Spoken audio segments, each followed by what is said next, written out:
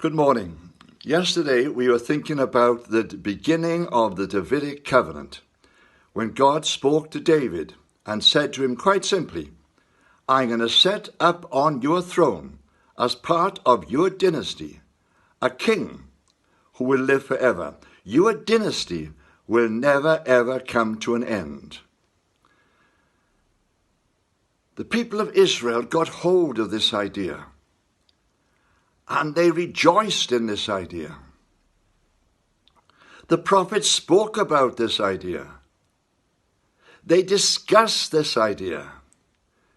They could suddenly make sense in all the things that they were going through, that God was going to bring into existence a king who would lead them forward, a kingdom that would never come to an end.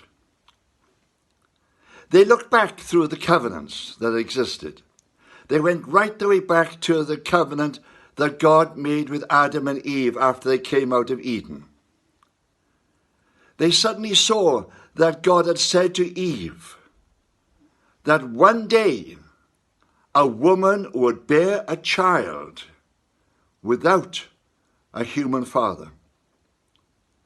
And they said, this king who is going to come will be born of a virgin. The virgin shall conceive and bear a son and call his name Emmanuel, God with us. The son of David, which he was known as, they examined it and they thought and they prayed about it. They said, yes.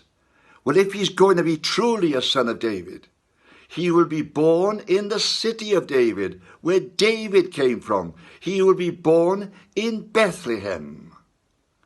And again, they identified the place of his birth.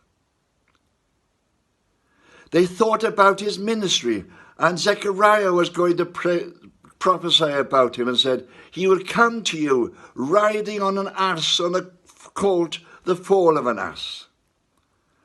Prophecy after prophecy about this coming Messiah. And the idea of the Messiah has been always very strong in Judaism.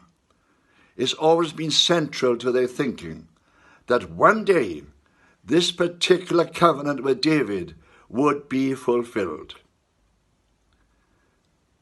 Of course, they were expecting it through Solomon. And they couldn't understand when suddenly there's a prophecy about one of the descendants of Solomon, Jeconiah. And Jeremiah says of Jeconiah, never again will a king come from this particular line to sit on the throne of Israel. They say, how can that be broken? How can God's promise be broken? But what they didn't realize was that God was doing something else through Nathan, and gradually moving slowly towards that point where a man would have a daughter named Mary. And that Mary one day, probably when she's about 15, 16 years of age, suddenly has a vision of an angel. Gabriel is sent to her by God. And Gabriel says to her quite simply, hail you who are highly favored. God is going to bless you. And she couldn't understand the meaning of the greeting. And then he explains to her and he says, you are going to bear a son.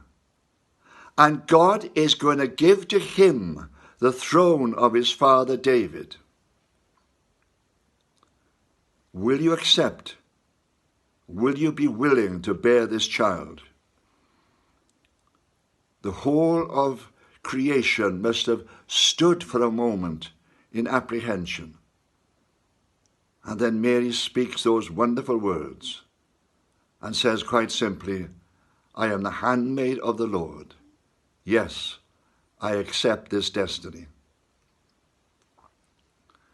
The child is conceived and the child is born in Bethlehem, as the prophets had said. But then escaping from Herod, goes and grows up in Nazareth, where he's outside of Herod's jurisdiction. But then when he's about 30 years of age, his ministry starts.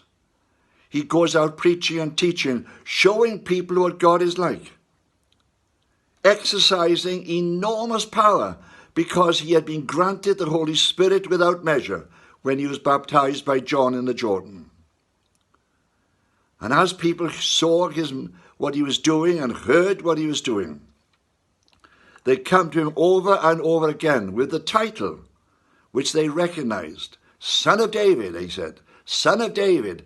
In other words, they were recognizing that this was the person that God had been speaking to David all those centuries before.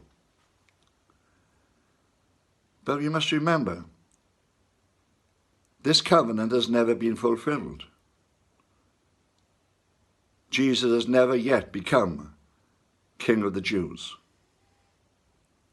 We'll speak about this again tomorrow.